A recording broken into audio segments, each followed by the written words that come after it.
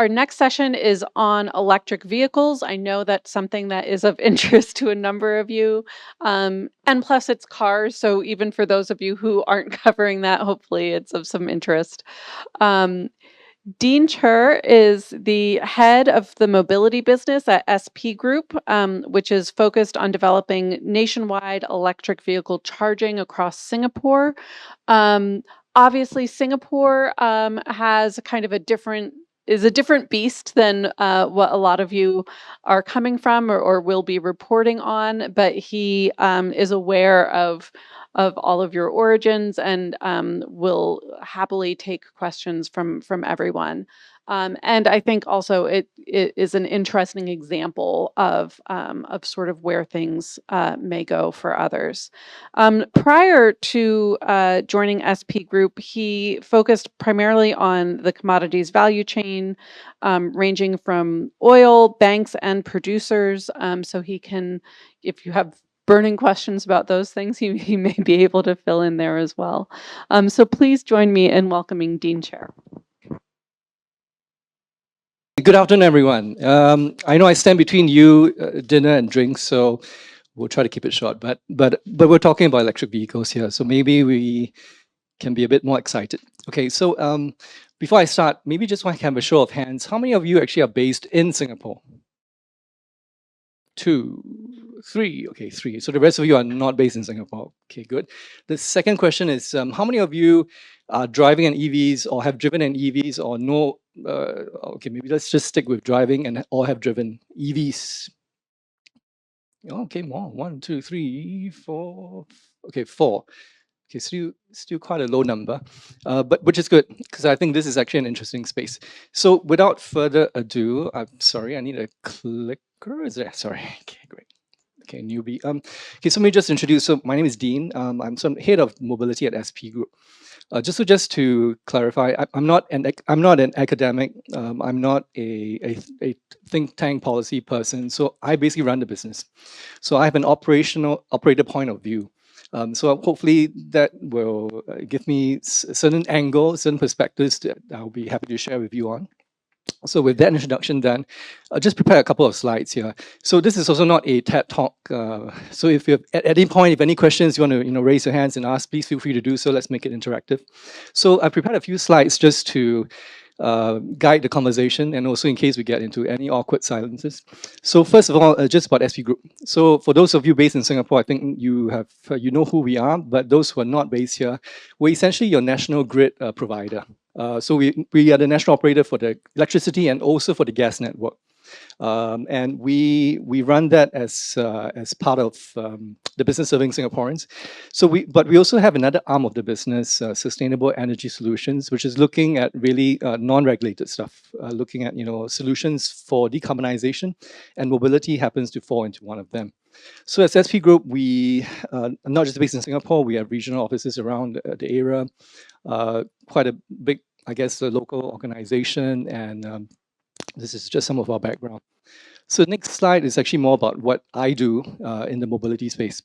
And I forgot to mention another caveat. So this session is actually recorded, which is a first for me. So if we get into any sensitive questions, we will try to answer you in a delicate way.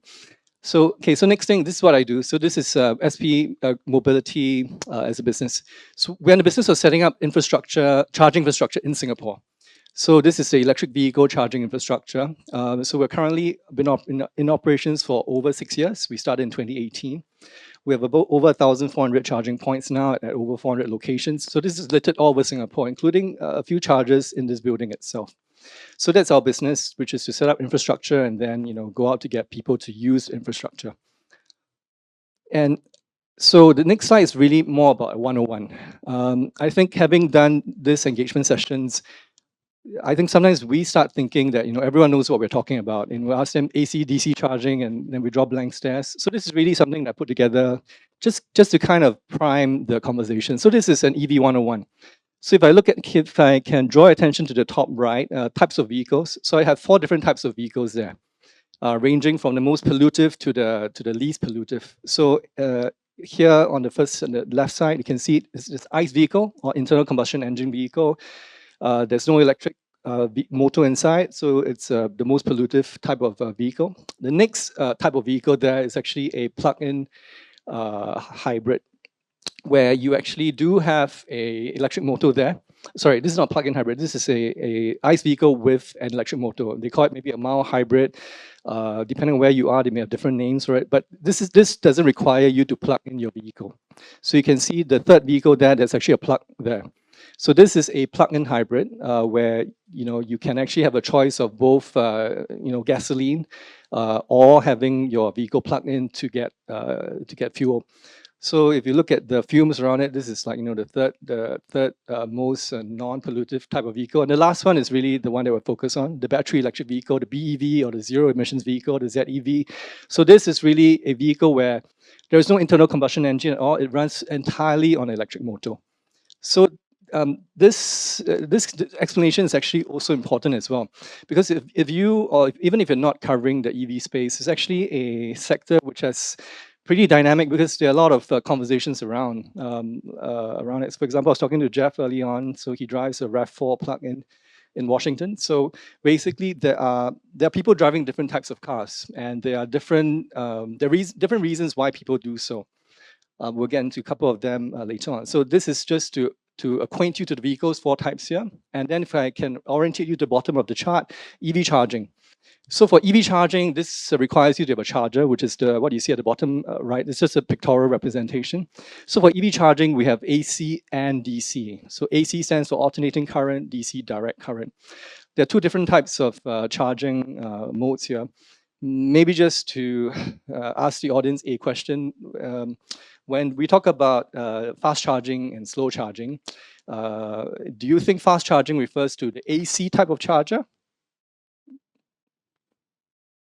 or the DC type of charger? Okay, only 1 person. Okay, 2, okay, 3. The rest are undecided. So, okay, the answer is yes. Yeah, you guys are right. Fast charging actually refers to DC, direct current. But then maybe you have a question. So does that mean that if I drive a car, I can, if I turn up to a charging point, it says AC and DC. There's a choice of chargers both sides. What do I do?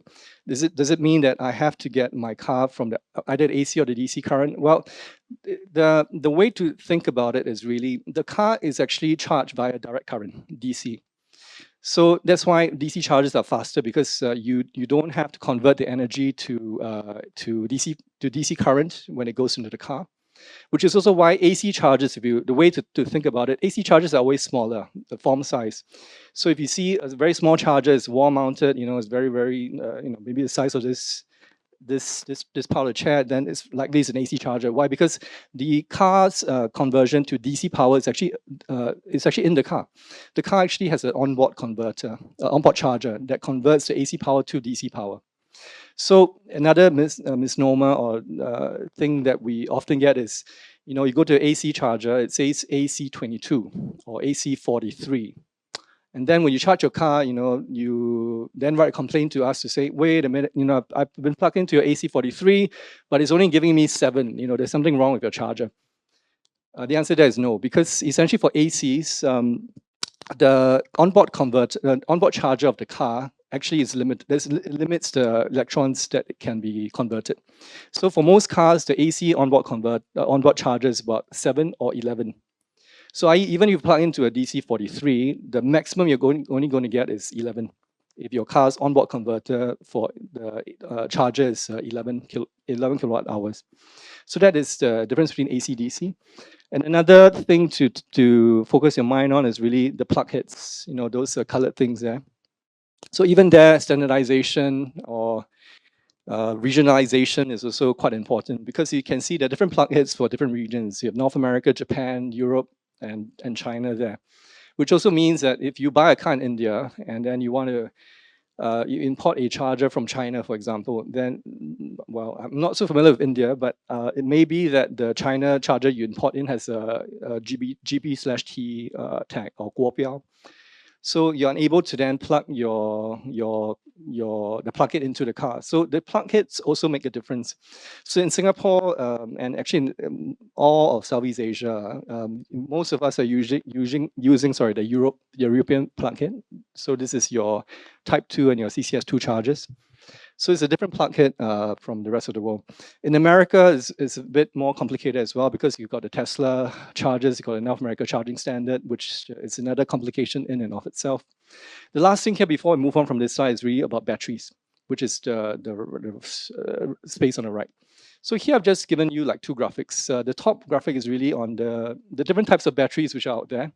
And then there are 5 quadrants there, costs, you got gravity, energy density, the low energy performance, cycle life, and safety. So for each types of batteries here, there are different considerations. So for example, the purple triangle that you can see there, that's actually a lead acid battery. So one of the more basic batteries you see around, you don't really see it being used in cars, but it's extremely cost efficient and it's very safe as well. So essentially, you can see that there are different considerations around batteries. And on the bottom right there, this is really one of the topics which has been quite prevalent now. Like for car batteries, do you use an LFP battery, which stands for lithium iron phosphate, or do you use the NMC, which is a nickel manganese cobalt type battery? So there are various reasons why you would or you would not choose one. So cost being one of it. So the way to think about it simply is NMC requires nickel, requires cobalt, which are still relatively rare metals, very hard to mine. So the cost of it is typically higher. But you would want to use it because there's a higher range. So for example, if you stay in America where you need to get from state A to state B and you do it regularly, you may want to buy a car with a longer range. Whereas if you live in Singapore, 40 kilometers, across the island, then the MNC may not be something that you need because you would definitely have access to a charger at some point in time. So then that's where the LFP comes in. So again, this just sets the scene for electric vehicles. Some of the many themes around it, which are in this space. This next slide is about decarbonizing. So why do we even have electric vehicles at all? And this is probably the main reason why we are in this business. So really it's to quote unquote save the earth. But again, there also have been various pundits around it who have said, actually to produce an EV, you're actually creating more carbon. But the countervailing argument is really over the life cycle of the car. When you run it, for example, for 10 years, you're looking at basically an EV producing 50% less carbon emissions than the typical ICE vehicle out there. So I think some people have gotten it to a science where they tell you, if you drive an EV for a certain maybe 18,000 kilometers, that's a break-even point. After that, your EV actually saves a bit more carbon than when compared to an ICE vehicle. So in Singapore, for us, we have, like all other countries, certain net zero goals. So transportation is the third highest carbon emitter. And so for that, we actually have certain goals. So I think this next slide, sorry, if I can just figure out how to go back. So for Singapore Green Plan, so for Singapore as a country, what we have done is we've come up with this Singapore Green Plan. This was announced February 2021. So it sets out the government's plan to achieve net zero carbon neutrality. And so there's a certain aims that is get to by 2030. So what we do in terms of the EV space infrastructure actually falls within the bucket here of sustainable living. And so by 2025, which is next year, so new registration of diesel taxis and cars will cease. And then by 2030, if you were to walk in a showroom, you're not able to buy any ICE vehicle. You can only buy cleaner energy vehicles, which actually in today's terms actually does also cover hybrids. So it's not a pure EV type scenario. And then by 2040, there won't be any ICE vehicles on the road. It's all consists of clean energy vehicles. So the reason for that, I alluded to this earlier, which is, in terms of transportation, transportation is our third highest carbon emitter in Singapore, 16%. And if you look at what's number one, number two, look at power and industry, actually those are quite hard areas to go green. So transportation is fairly important. And then this last slide before open up for questions is really this is just a regional view. So I understand most of you here are not based in Singapore. So I have here just a picture of a slide with a comparison of the various countries around the region in ASEAN. So if you look at the chart on the right, so in terms of Singapore, we have the most challenging abatement target. So earlier in the slide, you saw we have about 53 million tons CO2 emissions in 2021. That's if you take a population size about 5-6 million, divide by that, our per capita CO2, we're looking at between 8 to 10 tons. So basically, that's what we have to abate.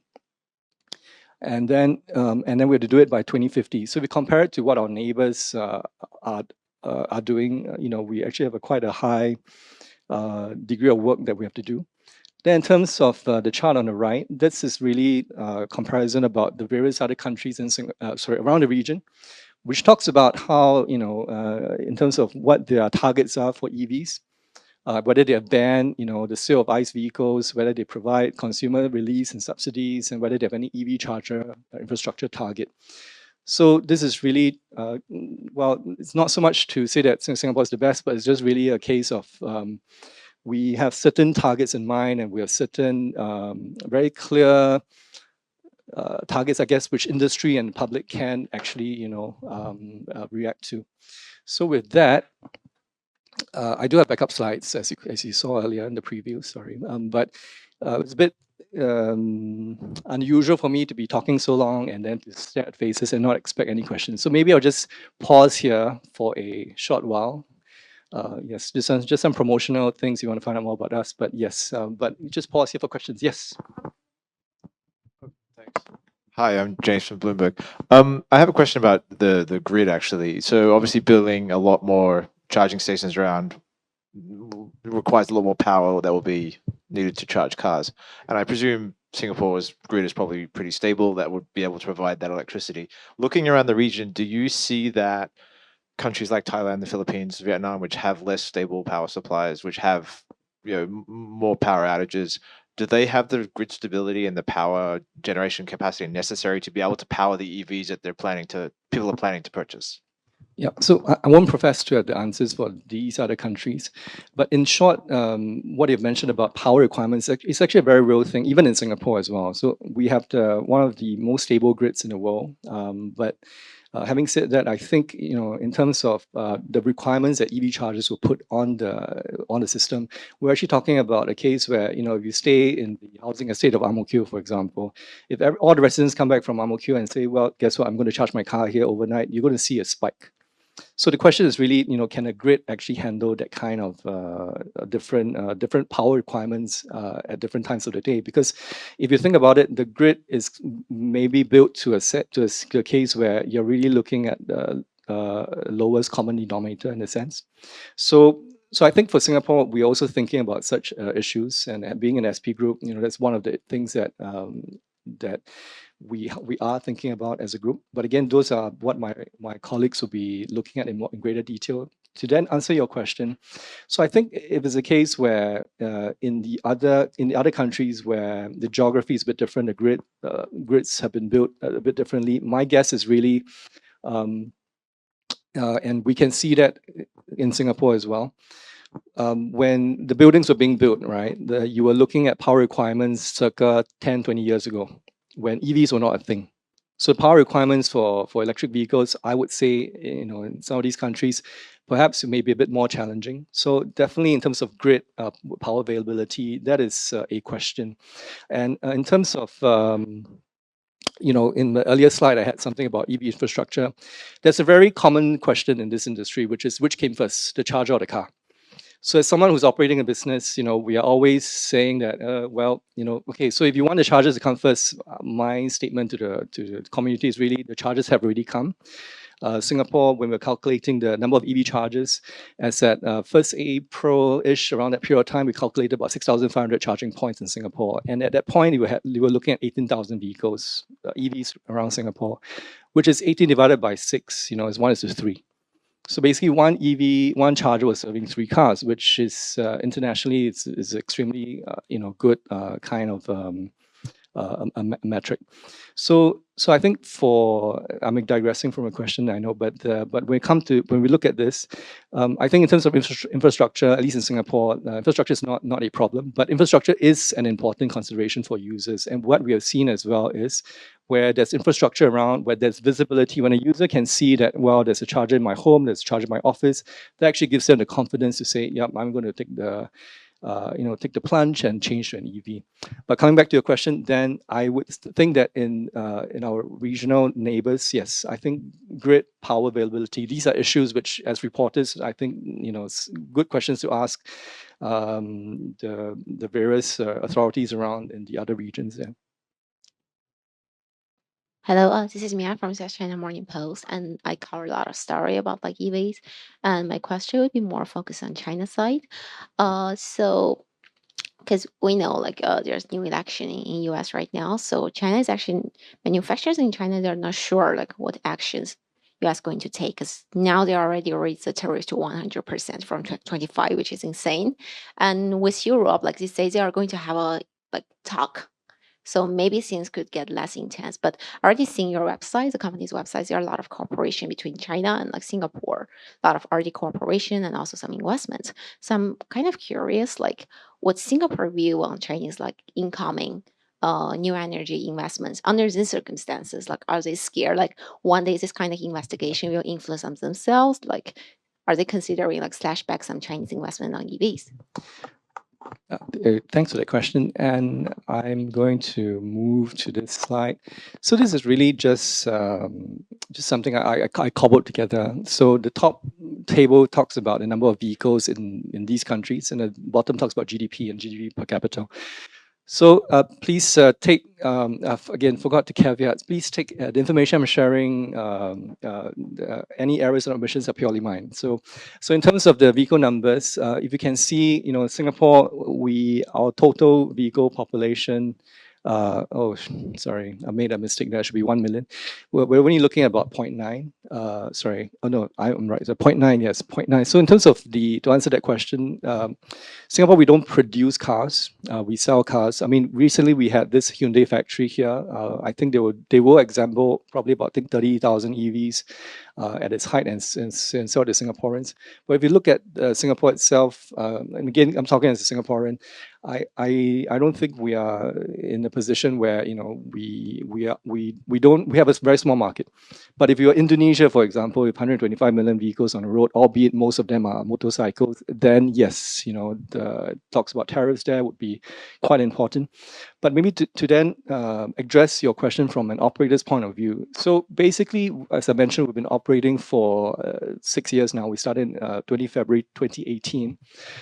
So when we started out, the number of EVs on the road in Singapore at that time, as reported, 560 for passenger cars only. So that's 2018. I mean, 2018 is not even 10 years ago. So, but today, the number of vehicles on the road, we're looking at about 22,000 EVs, out of which I think 19 or 18,000 are passenger cars. So it's a big change. And we're seeing a lot more vehicles this year. In fact, if you look at the percentage of new car sales, we were at 28% in January, EVs, 31% February, 33% March, 32% April, something along these lines. So we've actually breached the 30% mark. And one key reason for that is really because we see a lot more mass market EVs. And the mass market EVs, guess where they're coming from? Well, they're coming from China. So the likes of BYD, coming in with mass market models. And so what we've actually seen, at least on operator side of view, when you actually have mass market models, they are not your Teslas, your BMWs or Mercedes, where the man on the street can, actually has the purchasing power to actually purchase those cars. We actually do see that, adoption does come. So to answer your question in two ways, I think if you look at the numbers, Singapore itself, probably we again, personal view, I don't think we are in that space. Second one is really, I think from a business point of view, I actually do welcome, Chinese EVs coming down, because as long as we have mass market cars, then we will see greater adoption. Because I think cost is really still one key example. Again, I have to reference Jeff. Sorry, I just met him, but I was talking about his car. So he bought his RAV4.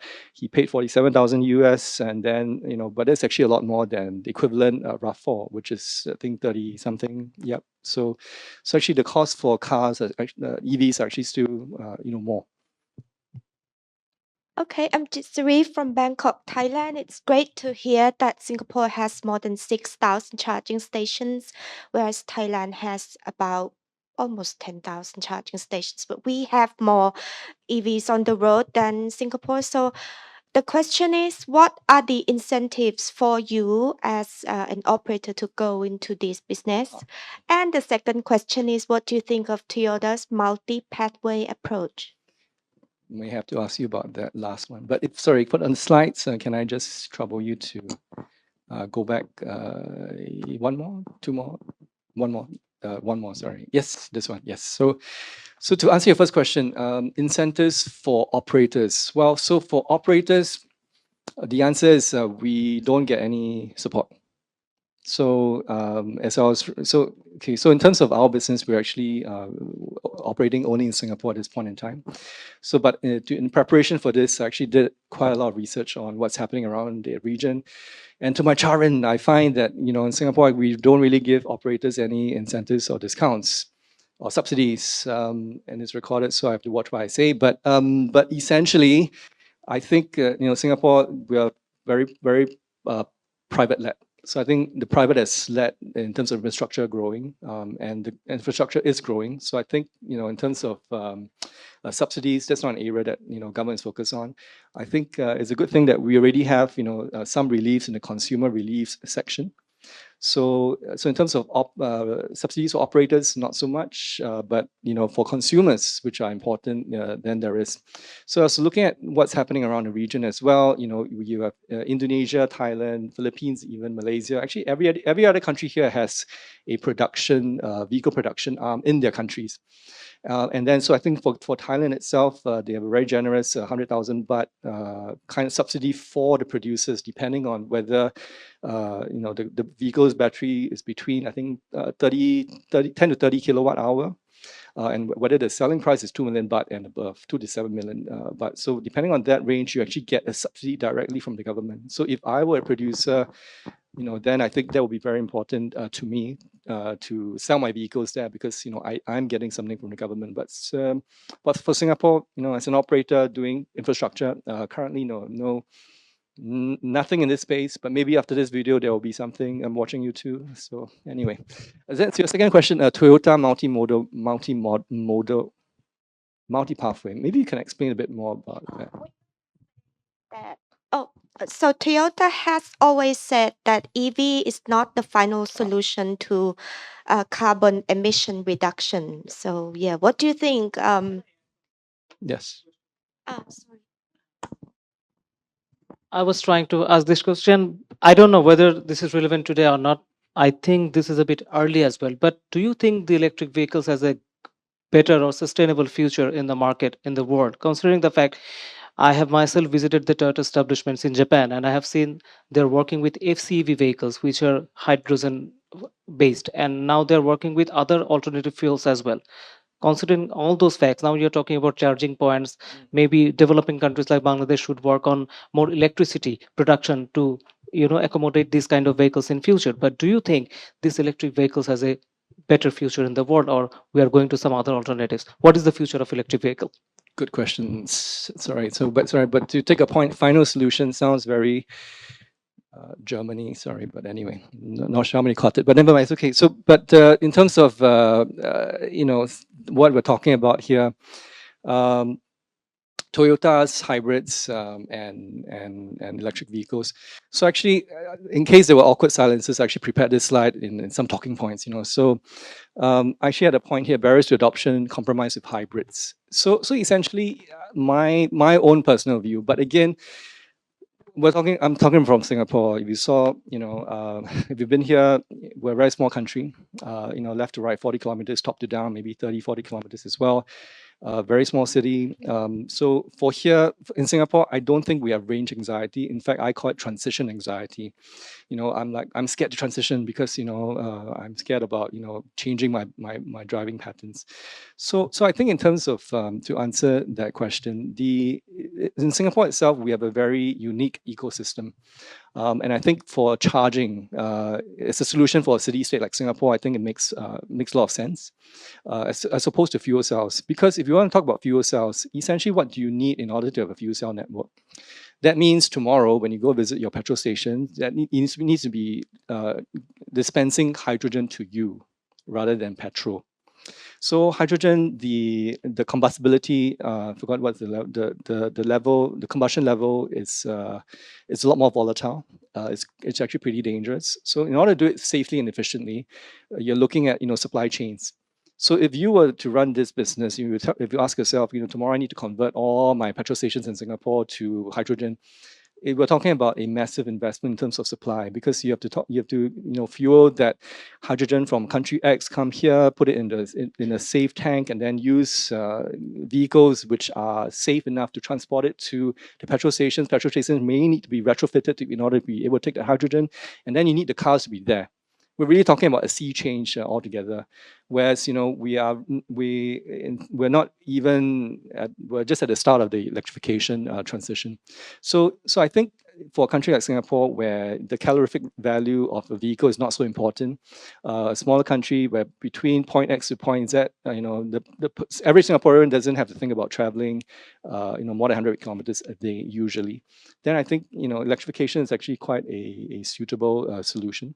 But for hydrogen, other countries are looking at it more for intrastate. Like, if we're moving from Singapore to Malaysia to Thailand, then yes, because traveling longer distances, the calorific value of hydrogen compared to electricity is a lot more. Then yes, as a fuel, that is important. But otherwise, if you look at it, hybrids, the problem with hybrids at the end of the day is you're still burning fossil fuels. So, if you talk about tailpipe emissions, yes, I mean, you can be as efficient as you want. Maybe the hybrid can drive 2,000 kilometers on a single full tank, but at the end of the day, you're still burning fossil fuels. You're just burning less. So I think that is my position around this. But obviously, I would have to say this because this is my business. But I think from any human being point of view, between something that doesn't give tailpipe emissions to something that still gives tailpipe emissions, then I think it does make sense to that we don't compromise at hybrids, but we make the change to electric vehicles. Sorry, a bit long-winded, but hopefully answered both your questions. Any other questions? Yes. Thank you for interesting sharing. Bonnie from the Standard, Hong Kong. Actually, well, I know that, Singapore, you don't make cars, make EVs, but then I was wondering if you have any technology in battery and also the recycling of battery and also EVs. Yeah, thank you. So in terms of technology, staring at the Singapore journalist, I'm not sure. So I think in terms of technology, I mean, we do have. So Hyundai did open their factory here. It's called HM Jigs, and part of their requirement, I guess, by the government was to have an R&D center there. So I assume that they are doing some research around that area. But I think in terms of cottage industries within Singapore, vehicles or automation is not really something that is core to us. So in terms of technology, I mean, in the car space, I'm not that familiar. In the charging space, for example, we do have certain solutions around, but I won't really say that that's really extremely high tech around that. So maybe that's just to answer your first question about technology, and the second question was about. Oh, recycling. Yeah, sorry, no, it's just slipped my mind. Yes, so recycling is also one important question around this. So if you remember my other slide about batteries, so you saw LFP batteries and then NMC batteries. So there's a cost difference. So lithium iron phosphate batteries are cheaper, and it's also quite important. So BYD uses a lot of their blade LFP batteries, and the cost is actually cheaper than the nickel, manganese, cobalt batteries. So when it comes to recycling, then guess which product is more appealing to recyclers? It will be the NMC batteries. Why? Because you can extract more of the nickel, the manganese, the cobalt there, and then recycle that. So for recycling, I'm not familiar with the Singapore scene, but for recycling, my personal view is really, at least in Singapore, the first EVs came, well, like I mentioned, right, 2018, we had 560 vehicles. So at least by 2028, we have at least 560 vehicles, maybe a portion of them that may reach end of life, and then we'll think about what to do with them. I think in the US as well, Tesla hasn't been going on for that long as well. So essentially, we haven't really reached that stage where we're really talking about mass recycling, as in recycling as an activity, recycling as very viable and important economic activity. But that's my view. But there are companies around which are looking at recycling. I think there's a UK company called Altium or something that is really looking at the RFP, MNC, battery recycling. In Singapore, yeah, I have to afraid that not too much information around that I'm aware of. I'm Raisa Robles from Manila. How fast can EVs go? I mean, like when you think of EVs, would hunky men drive EVs? Second, can you drive an EV through floods? Because that's one of the unique problems of the Philippines. Okay, first question: can a hunky man drive an EV? Let me poll the audience. How many? That's right. I mean, I think EVs as a choice. Okay, wait. Maybe let me phrase it in another way. How many of you here, after hearing this, would want to try to drive an EV? Can you put up your hands? Okay, a lot more. Okay, at least more. Okay, so yeah, so I think the answer is I think EVs as a lifestyle choice. It's actually quite interesting. So I don't drive an EV yet. I know. I'm on TV now, so it's confession. But okay, so officially, yes, last year I did spend a whole year being very guilt trip about not driving an EV. So I had a guilt complex. But this year, so why last year? Because last year I partially took over this portfolio. So this year I've gotten over my complex. So basically two reasons. Okay, so the company doesn't give me an EV to drive. So point one. Second one is really I still have 3 years left on my car. So those of you may not stay in Singapore, but you are aware of Singapore's insane car prices because of the tax system. So 3 years left on the car is actually a bit more wasteful to go and kill your car and then get another EV. So that's my reason or excuse, depending on how you see it. But no, so I don't drive one yet. But I have driven a number of EVs, some for work purposes. So actually, so I think for most users actually, once you drive an EV, the experience is actually quite phenomenal because of the pickup. The pickup is there, and if you love tech, right, technology, the EV is really like a mobile phone. There's a lot of tech in it. You can watch TV, you can play games around it. You sit in it, the aircon is still on. You can take your conference calls, watch this video. So you can do a lot of things. So I think for the hunky man, getting an EV, I don't think it's a problem. In fact, I think it's probably something that a lot of people may want to choose to as a lifestyle choice. Second question: can you drive an EV through floods? Well, the answer to that is probably you can't really drive an ICE vehicle through floods anyway. So for EVs. But there's been a lot of questions about safety of EVs, So I think the thing about EVs is it's not just one battery. It's actually quite a few battery modules that you pack within a metal casing, and all of them takes safety quite seriously. So I think they do their various tests around it, puncture tests, throw the battery from heights, involving in a crash. So I think the standards for EVs would be the same as for ICE vehicles. So in the same way that you don't drive your ICE cars through floods, I think the same would be for the EVs. But yes, I think safety is of a concern. Thank you. I'm Nitin Kok. I'm a freelance journalist based in Japan. I wanted to ask about the sustainable sourcing side, because there are a lot of human rights abuses and issues along mining supply chains in places like Indonesia or in Africa. And I'm wondering if Singapore is looking at putting any type of sustainable standards for sourcing of these minerals, materials that are part of the energy transition and the electric vehicle transition. Okay, so I think the quick answer to that is I'm not sure. So actually, that's not part of what I cover, but I do think in terms of but maybe just two ways to answer your question. So I think A, sustainable sourcing. Yes, it is true that in addition to EVs requiring the production of EVs arguably using more carbon than an ICE vehicle.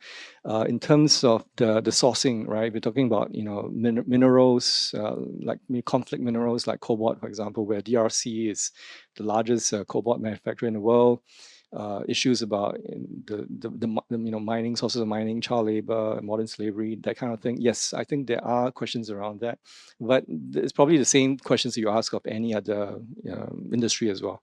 So I think the way to think about it is really the the minerals will be there, and the question is how do you actually source it? And as you rightly pointed out, as long as companies, countries, consumers actually have certain requirements built in, then it's a case where there can be responsibility that flows down the track. But having said that, I mean, we do read the news about fair trade, sustainable trade. Your chocolates, that you buy in London, for example, are they really sustainable? I mean, there's a lot of stories around that, right? And I think as long as humans are around, there'll always be loopholes that people will try to exploit. But at the end of the day, I think in terms of the ecosystem, as long as we're all conscious about it, then I think industries will change at some point. But again, that may be a different complexion of question from whether we want to buy an EV or not in the first place. I.e., my view is if you don't buy an EV because we are concerned about whether the cobalt is being mined legally or not, maybe the answer to that is get an EV not with NMC but with LFP. Then there's no cobalt in it. Then can sleep better at night. That's just some sharing around that. Hopefully that answers your question to some extent. Hi, I'm Pallavi. I'm from India, and I wanted to ask whether Singapore and your group particularly is also thinking around battery swapping stations, because that would make EVs easier to use, considering that just as people go to fuel refilling stations and get it refueled in a minute or two, instead of charging stations, if battery swapping stations were used, that would make it easier as well. Yep. So I think for battery swap, the conventional wisdom around it is really battery swaps are great for motorcycles. For cars, yes, no, certain reasons around it that we can go into. I moved to this slide because if you look at motorcycles, a country will stand out very clearly, Indonesia. We're looking at 125 million motorcycles. So, but again, I think in each of these countries, actually, each of these countries have a different registration system. So, for example, in Singapore, you can only, I mean, you buy a car, you have a certificate that lasts you for 10 years. At the end of 10 years, you may renew that certificate for another 10 years. At the end of 10 years, you may then, I think, opt to renew it every year. But there's a limited lifespan to a car. But I think in other countries, registration is actually a bit different, and there may not be any end of life that that you will look at that is typical in Singapore. So why do I talk about Indonesia and motorcycles? So essentially for battery swap, for motorcycles, it's actually a very easy thing. I mean, you drive your motorcycle here, battery swap station here, you take out your 1 kilowatt battery, take out first kilowatt battery, go to a swap station, find an empty slot, put it in, another battery comes out, you put it in, back in. It's a 30-second job maybe. Take the second battery, do the same thing. In 1 minute, you're done. You have battery swap there. In terms of infrastructure footprint, you're looking at maybe a swap station that's the length of this table, about my height. Is that kind of infrastructure, that kind of setup, and maybe you have like 20 batteries there. So you constantly have they can like service 10 motorcycles, but then because the thing about charging is it's not a regular thing. Some people may have, there's different varying charging patterns that each one has. So with a station like this, you can actually serve a bit more. Now, if you then extrapolate that to a car, Okay, so car, the footprint is not this. So if you have gone to seen some battery swap stations in China, you're looking at maybe the space is probably the size of this room, if not more. Then you have, one car goes in for 10 minutes. There's either ramp up, ramp down. You extract the battery from the bottom of the car, you bring it down, store it somewhere, charge somewhere. I'm not that familiar with car battery swaps, but example, if you can only take 10 batteries, then you're looking at 10 cars, 10 minutes, then the batteries go somewhere or you're charging there. If you're charging there, you're looking at what, 10 times, let's just say 50 kilowatt hour, which is a very small size of battery, 500 kilowatt hour worth of batteries there. Safety concerns around it will be the bonker balls, I think. So basically you have such considerations, you have space considerations as well. So I think then it's a question of then economics commercial. So you go to Singapore. I mean, so if you say in Singapore, for example, the average cost of a car, the cheapest like mass market car now is 150,000 Sing dollars. So you go to a car, you buy a $150,000 car. It comes with a brand new battery. You drive it around, fantastic drive, and then battery, you need to swap. Then you go to a battery swap station, and then you're like, okay, someone's going to take my new battery, and then give me another battery, whereabouts unknown. Okay, so then you put it in, then like the value of my $150,000 car, what has just happened? This battery, what's do I still own it? Is the battery? Can I trust the battery? Does it have charging issues around it? So there are commercial issues around it as well. But I'm just painting a very practical explanation around it. I'm sure in China they have worked out the economics around it. Maybe it can be a case where you buy the car without a battery. So it's just like a toy car, right? You buy for kids, take out batteries not included. So you buy the car and then it comes with a battery. You don't own the battery. The battery is constantly swapped, owned by the OEMs. So, but then it's a different market structure already. And then so if I can go back to my slide, sorry, yeah. So we can go back to the other slide. So if you look back to the slide which I had further up, yep. Dun, dun, dun. Yep. Sorry. Yes, this one. So, commercial market structure. So for a business, you're always wondering, because we're not doing this, out of the goodness of our heart. As in, it's a commercial endeavor. At the end of the day, you have to, get your P&L, pay the bills. So at the end of the day, we're looking at something like this. What is the market structure around it that for battery swap, for motor vehicles? Do we have that in Singapore today, for example?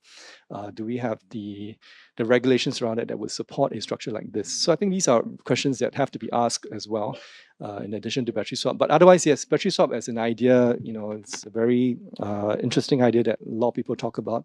But I think the conversations have also gone to solid state batteries, or batteries which have a very high storage capacity, such that you can maybe drive 1,000 kilometers just on one charge, or where you can actually do very fast charging. You can get the battery charged within 10 minutes.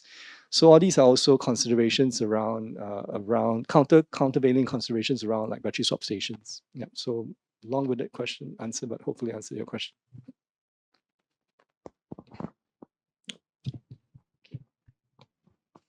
So my question is about the safety of the battery, because in Vietnam we have recorded so much of the big fire caused by the battery in the electric vehicle, especially. It's not about car, it's about bikes.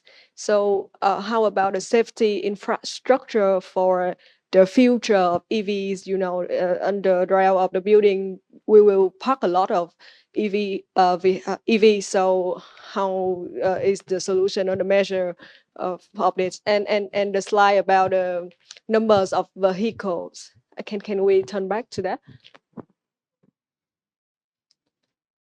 Is it the number of the vehicle, just normal vehicle, right? Yes. The motorcycles of Vietnam, I think the numbers it a little bit It's too high or too low?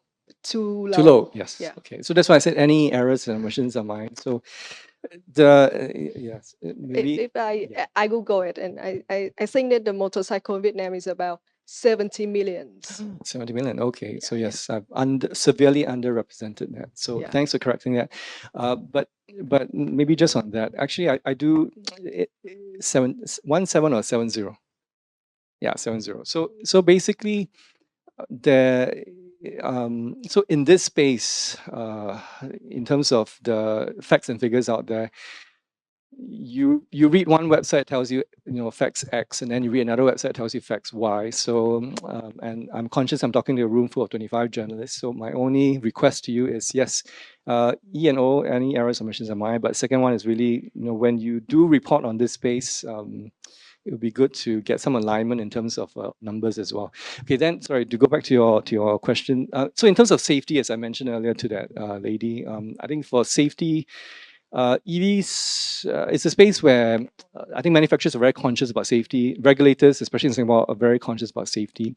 But maybe let me put in Chinese called 把丑话放说先吧. So let's talk about an ugly fact first, which is I do feel that in terms of safety, there's always a double standard, right? I mean, if you buy a condominium that's next to a petrol station, you don't worry about, oh, is the petrol station going to explode overnight? But you don't, you just buy the condominium and you stay there. So as in, it's not a fact of life, it's a risk that we accept. So let me give you another analogy.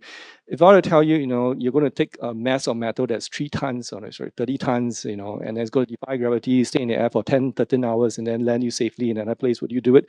Answer is no, but then you take an airplane all the time. So, but basically what I'm saying is, in terms of safety, right, it's evolved over time, and it's very important to not have, color tinted, rose tinted, to look at it, with from colorblind lenses. Not saying that you are, but I'm saying in terms of safety, that's something that we have to be conscious of. Second point is, I think in terms of OEMs, they have been looking at safety quite carefully. You talk about Vietnam and about battery swap. That's actually more for motorcycles. So I think in terms of cars, very clearly, I think the standard there and the build there is probably a bit more robust. Motorcycles, probably less so, but again, really depends on the battery. So, but one important point really is, a lot of people still do home charging. Home charging, i.e., you take in Singapore, the 3-pin plug, the 13 volt plug, 13 amp plug, and you plug it in, and actually, that's actually very dangerous because the wires are not meant to accept that kind of current that flows over it. So, which is why, in Singapore context, we actually ban these electric bicycles, not motorbikes, electric bicycles. You can't charge it at home. We have one too many fires around it as well. So, again, the fire safety, whether are you using it in accordance with manufacturers' recommendations? So, all these are pretty important questions. So, in terms of motorcycles and battery swap, it's really a case where, as I mentioned, right, you're talking about maybe 20 batteries in one swap station. So in Singapore, if you were to do a swap station, the current rules, as I understand it, is it actually has to be done in open air area. It cannot be done underground. So it's something that so I was in Taiwan just a few days ago. I saw some swap stations around. It looked to be outdoor. So I think maybe it's a common thing that is a common sense thing as well. You have it facing the sky. So essentially, you have such requirements around. So I think in terms of batteries and technology, my sharing is really, I think cars a lot more robust. Motorcycle batteries, if you just look at the construction of it, I think it's different. Then I think in terms of the user experience around it, the power, whether you are doing it in accordance with manufacturer requirements, something that has to be looked into. So basically at SP, because our heritage is in the grid, so we actually take installation quite seriously, and we actually do it quite a robust job around it. But hopefully answers your question. I keep saying that, but maybe I should stop apologizing. You just mentioned that you all don't allow battery charging at home. So that's any kind of battery charging for motorcycles, for cars, no battery charging is allowed? So In the house, I'm saying. yes. The Okay. reason I'm also asking you this is because I come from Mumbai, where since I cover disasters, I have covered disasters at home, wherein a motorbike battery that was charging caught fire and the entire house was burned down. So that's why I'm asking that don't you all allow at all? Yeah. So the answer there is no, we don't allow at all. But let's be clear on the types of vehicles. We're talking, there are these electric bicycles, a bit like scooters, but they're not scooters. It's just a bicycle with a motor attached. Those early days, Singapore did allow it, but I can't remember when we changed the law, but it became illegal because actually there were too many fires around it. We had people brought these mopeds home, they plugged it into the power plug, they left it overnight, then sparks happen, smoke, the whole flat is burned. So yes, we have disallowed charging that. So these kind of vehicles, no. Then let's look at motorcycles. So motorcycles, as I mentioned, we talked about battery swap motorcycles, but actually there are also some motorcycles that actually take charging as well. So in terms of charging, whether it is a motorcycle or a car, you can actually buy, online chargers from other countries, which are really not really a charger per se. It's really just a plug for you to plug in your home socket, and then the cable is drawn out, and there's a plug hit, and you can plug into your car. So there are such devices out there. In Singapore, this is, I believe, it's illegal because every charger has to pass a certain quality standard. So essentially, if you were to do this at home, if you do this at home in Singapore now, the law is kicked in, but implementation of it will come later this year in December. I believe once that point has come, then if you're using a non-registered charger, then that would be against the law.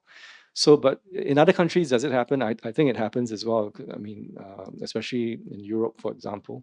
And so I'm not sure about the country in India, whether that's also allowed or not. But the problem with that is really, if you look at this power plug on your table right now, so essentially what they do is they take this 3-pin plug, they plug in, into the top in here, and then there's a power plug. If you remember my slide earlier, they plug into the car. We talk about AC/DC charging, right? This really drawing, and so here is definitely AC charging. You're drawing a huge amount of power from that socket, which may not be built to withstand the amount of current flowing through from that socket itself and the wire itself that goes through. So we're thinking about overnight charging continuously, having that power course through it. You can see why accidents happen. Yeah. So hopefully that answers your question.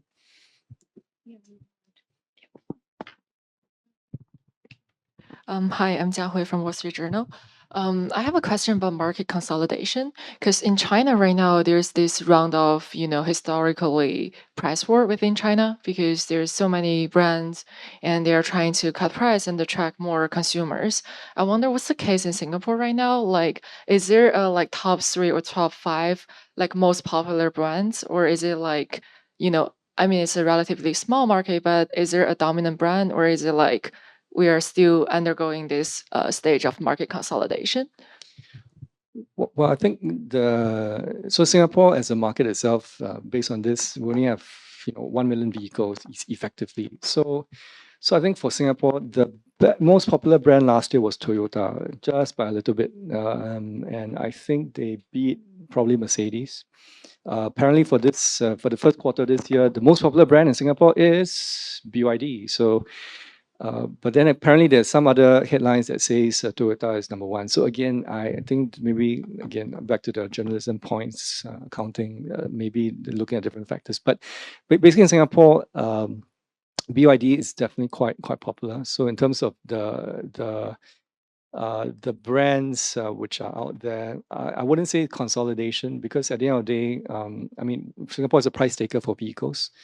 We don't produce cars. We don't have any national car brands as well. So I think in terms of what we do, is really just looking at whichever comes in. As I mentioned, I think mass market cars seem to be the flavor of the day. We do have some more expensive China brands coming, for example, Zeekr or Xiaopeng. Those are a lot more expensive, 200,000 Sing dollars, with some cases without COE. So we're looking at 200, 300, 400 Sing dollars, 1,000 Sing dollars, which I'm not sure whether it will make that list. I don't think so, again, because of the price. So to answer your question, price parity, I mean, brand consolidation, probably not. But what we will likely see in Singapore is a lot more of these China brands coming in, which if you contrast that to maybe 10, 20 years ago when we had Cherry come in Singapore, I think the perception from the man on the street was Cherry as a brand. Oh, associate that with poor quality cars. We don't really touch it. 800cc car, can't open the door, lots of problems. So we don't gravitate towards it. But today, if you tell them, I want to sell you a BYD, like, oh, yeah, I'm interested in Z-N1, C1 on the road looks great. Styling is great. So yes, you see a lot of that, which actually goes to your second point, which I think is about, is it more about a subsidy? I guess it's just market consolidation in a way, because I feel like in China it's because they have so many brands and they're trying to like promote all different kind of fancy technologies. But right now they're still undergoing that section. Like we're still trying to attract more consumers. I'm just curious, what's the case in Singapore? Correct. Which actually goes to your fellow's point from SEMP about the trade war. Because America slapped 100% tariff from 25% to 100%. Europe has slapped between 17 to 38%, depending on where they stand. So there's this trade war going around right now, which if you read some publications, some people say it's a bit hypocritical because before that the developed countries of the world were telling the less developed countries, you to open up markets, because let competition come in. But then when the shoe is on the other foot, you'll be like, oh, okay, actually, no, you are very competitive, but I have to protect my, totemic industries. So there's such themes going around. I think China, US. I understand today you guys had quite a few sessions around that. So big topics around it, what's going on in the world, the US elections coming up. So I think won't comment on that, but I think very, very clearly EVs, it is part of that whole discourse, US, China, what's going on, the trade, the tariffs around it as well. Yeah, just to add to point, because I feel like just because EU has recently increased the tariffs on China's made cars, and that's partially I'm seeing like major Chinese brands are prioritizing exporting to Southeast Asia market. So maybe that means like there will be more Chinese cars in Southeast Asia, and that leads to another question. So I've been talking with analysis in auto industry, and they're saying the first stage of EV is electrification, but the second stage is like auto driving. So all the major car makers, they are invest a lot on like auto driving right now. And Tesla is an absolute winner. It has the FSD driving technology, but in China, FSD is not allowed in China. I wonder what's the case in Singapore. Like, is the government open to this kind of auto driving technology? And what are some of the facilities the Singapore government or private companies are doing right now to facilitate all the auto driving technology? Because like a recent example in China is that the Chinese government recently allowed BYD and a bunch of other Chinese automakers to test their auto drivings in certain roads to access the data. But I don't know if Singapore government is willing to share that kind of data with foreign automakers, or what's the case? So for autonomous driving in Singapore, there are test bits around. For example, in One North, I believe there's a test bit area where there's an autonomous bus already that's going around, picking people who work around that area and drive them around autonomously. So there are pilots going on. So I think in terms of openness to technology, again, personal views, but I think Singapore is always open to share, to explore. But whether we want to lead the market, I think probably from a market size perspective, we probably want to wait and see adoption. Because I think if you look at it, autonomous technology has been around for quite a while already. The question is really safety. And every time you have an accident around it involving an autonomous vehicle, then confidence level dips, and then you have to find ways around it. It's a bit like safety for EVs as well. Every time there's a fire, an EV is involved. Oh, okay, is there a problem around it? So same thing as well for these kind of emerging technologies. My personal view for autonomous vehicles, we probably, I don't know. I don't see it happening so quickly yet. I believe infrastructure-wise, you perhaps need a lot more. You may need more sensor technologies, IoT, 5G. kind of sensors littered all around the island to enable that to happen safely. Will it happen? I'm sure it will happen. Will it happen soon? Again, I mean, your fellow here, when he was asking about fuel cell cars, I think same thing as well. You're going to have certain evolution around it, and then the use cases need to be there. Then it will come in some shape or form. A bit like AI, I guess. How it will disrupt our lives.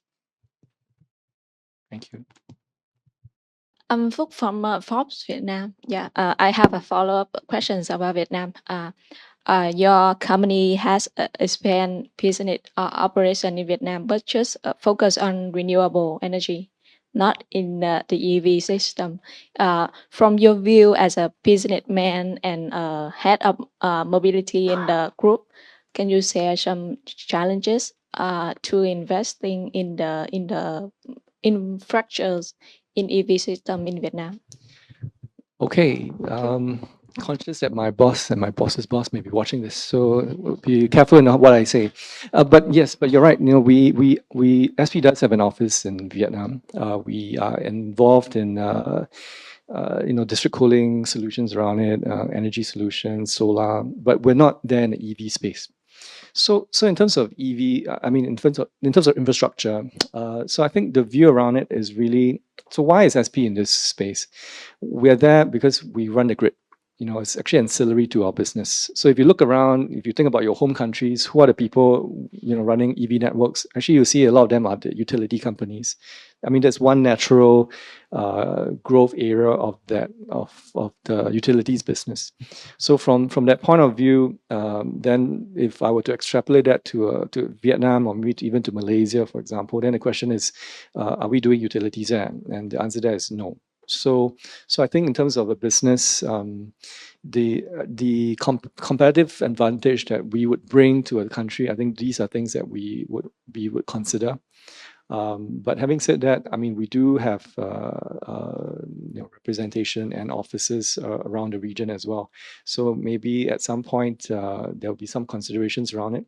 But again, from a commercial point of view, is always a question about what kind of competitive advantage are we bringing to a country, and whether in terms of solutions, right? At the end of the day, if you look at some of these countries, as in Vietnam included, you'll find that a lot of the countries are very motorcycle based, and so the solution there is probably more battery swap rather than a vehicle charging.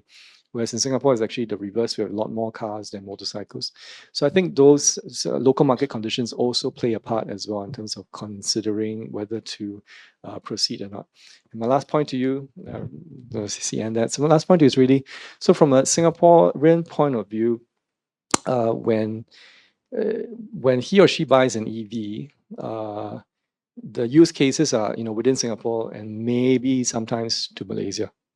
But beyond Malaysia is Thailand, beyond Thailand is Vietnam, beyond Thailand, Cambodia, Laos. So the driving pattern of a Singaporean typically is maybe Singapore, Malaysia, and then very few people then venture up, further up north. So again, different use cases around it as well. So if we were to think about the consumer, then I think the focus for us right now clearly is on the Singapore consumers first, but never say never. Dean, thank you so much for sharing your insight.